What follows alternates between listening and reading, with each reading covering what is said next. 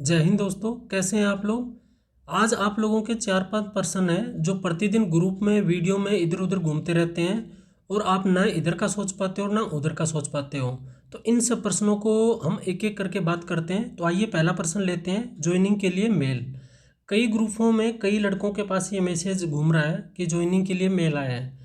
तो मैं आपको बता दूं, अभी तक कोई ज्वाइनिंग का कोई मेल ऑफिशियल कोई नहीं आया है। किसी ने फेक बना के कुछ डाल रखा है तो बात हो रहा है। तो आप इस पर बिल्कुल भरोसा ना करें कि किसी का ज्वाइनिंग के लिए मेल आ गया है, तो ऐसा नहीं हुआ है।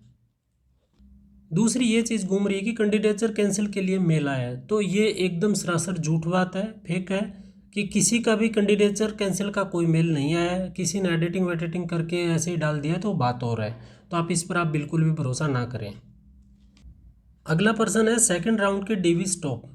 हाँ, ये बात सच है, सेकंड राउंड की जो डीवी हो रही थी वो अभी रोक दी गई है। हालांकि ये चुनाव के कारण ही हो सकता है या और कोई इनका प्रशासनिक कारण रहा है, लेकिन फिलहाल सेकंड राउंड की जो डीवी हो रही थी वो रोक दी गई है। अब कब शुरू करेंगे ये तो देखने वाली बात है, लेकिन फिलहाल सेकंड राउंड की डीवी है वो रुकी हुई है।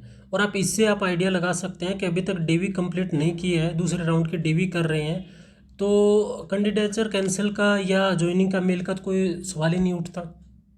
इलेक्शन कमीशन से ज्वाइनिंग की परमिशन, एक ये लेटर भी बहुत घूम रहा है कि इलेक्शन कमीशन से ज्वाइनिंग की परमिशन ले ली, आपकी अप्रैल में लास्ट में आपकी ज्वाइनिंग हो जाएगी या मई में ज्वाइनिंग हो जाएगी। तो ये इलेक्शन कमीशन से ज्वाइनिंग की परमिशन है, ये भी एक फ्रॉड न्यूज़ है। इसके बारे में आप इतना ध्यान ना दें। आपका अंतिम प्रश्न है 30 अप्रैल को भर्ती पर कोर्ट केस की सुनवाई। ये सबसे अहम और सबसे महत्वपूर्ण इस भर्ती में जो बचा है उसका ये पक्ष है। 30 अप्रैल को जो कोर्ट केस हो रखा है जिस भर्ती की, ये कि स्टेट वाइज भर्ती होनी चाहिए, इसकी हियरिंग होनी है और इस केस का फैसला ही निर्धारित करेगा कि इसकी ज्वाइनिंग कब होनी है और कैसे होनी है। चाहे हॉस्टल वार्डन हो, चाहे जेएसए हो, चाहे टीजीटी हो, चाहे पीजीटी हो, चाहे लैब अटेंडेंट हो, चाहे अकाउंटेंट हो, चाहे कोई सा ही ईएमआरएस की भर्ती का हो, इन सब का जो ज्वाइनिंग है वो 30 तारीख को जो कोर्ट में सुनवाई होगी उसके ऊपर बहुत कुछ डिपेंड करेगा। उसके बाद ही इलेक्शन कमीशन से जो परमिशन ली है या नहीं ली है वो बात की बात है, वो काम करेगी।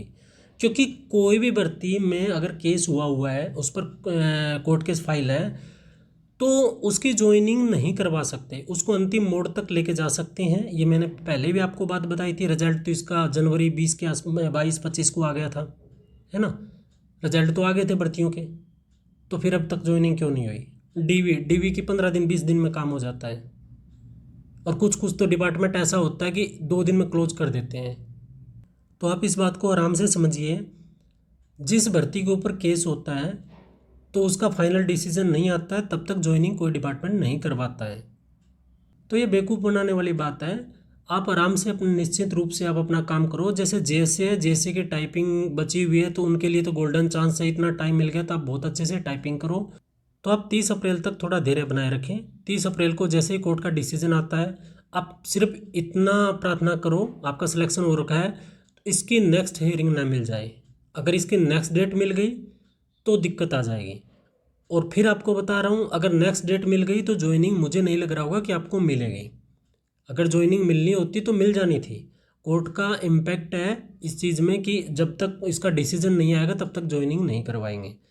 हालांकि आपको जो भी कोई बता रहा है या आप सुन रहे हो जहाँ जहाँ तहाँ से भी, अगर वो ज्वाइनिंग करवा रहे हैं तो ठीक है, उनके ज्वाइनिंग कराने से ना ज्वाइनिंग होनी है और ना ही आपका कैंडिडेचर कैंसिल होना है। ये तो जब अब कोई इलेक्शन ईयर है, चुनाव का टाइम चल रहा है, कोई भर्तियाँ कोई पेपर है नहीं, इधर उधर से कोई टाइप कुछ कर देता है, कोई कुछ कर देता है, और उसमें देखते रहते हैं कि हाँ भाई अब क्या चल रहा है, अब क्या चल रहा है। तो आप एकदम कूल होके रहिए, धैर्य बनाए रखें। आपका सिलेक्शन हुआ है तो आपकी ज्वाइनिंग हो जानी है। और जिनका नहीं हुआ है तो 2 महीने हैं, ये अच्छे से तैयारी और किसी कीजिए। उसके बाद में जब एग्ज़ाम आ जाएंगे, अगला जो भी आपका एग्ज़ाम होगा, तो उसके बाद में एक दिन में तैयारी नहीं होती है। तो आप प्रिपरेशन अपनी जारी रखें। और मैंने तो एक और भी लेटर देखा है, एक और दिखाता हूँ आपको, रुको एक सेकेंड। एक ये लेटर आप देखिए, छत्तीसगढ़ स्टेट सोसाइटी की तरफ से निकाला गया है, ये उन्होंने जारी किया है। इसमें जो है टीचर्स की छुट्टी के बारे में कुछ लिखा हुआ है कि टीचर्स छुट्टी नहीं करेंगे, बच्चों की छुट्टी हो जाएगी। बोल इसके ऊपर भी ज्वाइनिंग का मतलब निकाल रहे हैं कि टीचर वहाँ है, स्टाफ वहाँ है, ज्वाइनिंग हो जाएगी, ये हो जाएगी, वो हो जाएगी। आप देख सकते हो कि किस लेवल तक बचकाना वाली बातें कर रहे हैं। तो ऐसा नहीं है, स्कूल की छुट्टियां हो जाना या टीचर के नहीं होना ये ज्वाइनिंग का आधार थोड़ी ना होता है, इतना तो आप भी समझते हैं। मैं आपके लिए ये कर सकता हूँ, ये जहाँ भी कोर्ट में केस हुआ है जिस जगह उत्तराखंड में, मैं कोशिश करता हूँ कि वहाँ के जो एडवोकेट इसको केस लड़ रहे हैं, अगर वहाँ से कोई न्यूज़ का पता चलता है या मैं कोशिश करता हूँ कोई न्यूज़ मिलती है तो मैं आपको ज़रूर बता दूंगा। आप इस चैनल पर नए हैं तो ज़रूर सब्सक्राइब कर लीजिए, और मुझे जैसे इन्फॉर्मेशन मिलेगी तो मैं इस चैनल पर ज़रूर बताऊंगा। ग्रुप और व्हाट्सएप में जितनी फेक न्यूज़ घूम रही है तो आप उस चीज़ पर इतना असर अपने दिमाग पर मत लीजिए।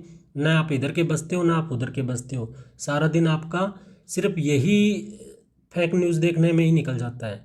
तो आप सिलेक्शन हुआ है तो आप में कैपेबिलिटी है, आप कुछ अपना अच्छा कीजिए। आप अगर कोई तैयारी करना चाह रहे हो तो आप तैयारी कीजिए, अगर आपका तैयारी का मन नहीं है तो भी आप ऐसा कुछ काम कीजिए ताकि आपको कोई काम आए। तो इस चैनल से आप जुड़े रहिए।